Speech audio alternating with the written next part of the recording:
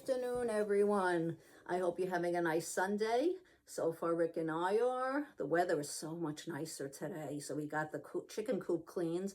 Yesterday, the new robot vacuum came by Mova, and I love it. We tried it out once it got charged up, and it's bigger than the Roomba was.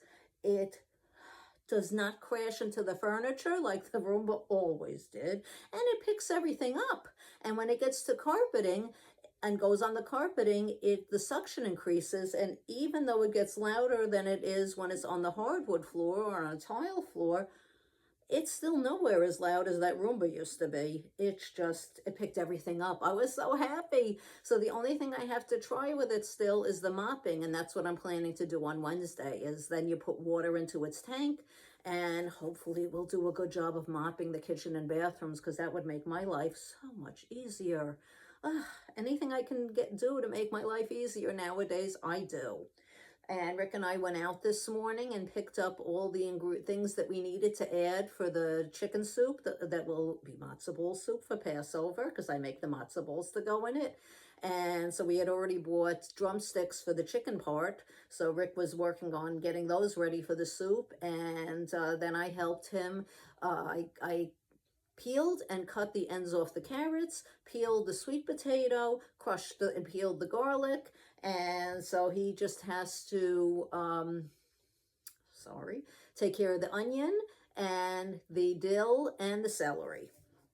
So all of that will be wonderful. And now it is time for Stories for Grown-Ups with Paula. So I'm going to read the next chapter of Sense and Sensibility by Jane Austen. So we are up to Chapter 17.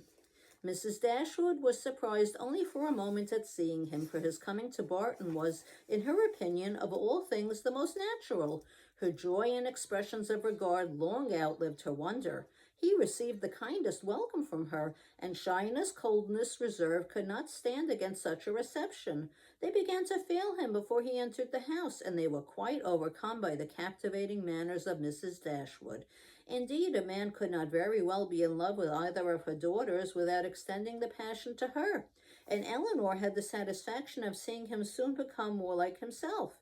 His affection seemed to reanimate towards them all, and his interest in their welfare again became perceptible.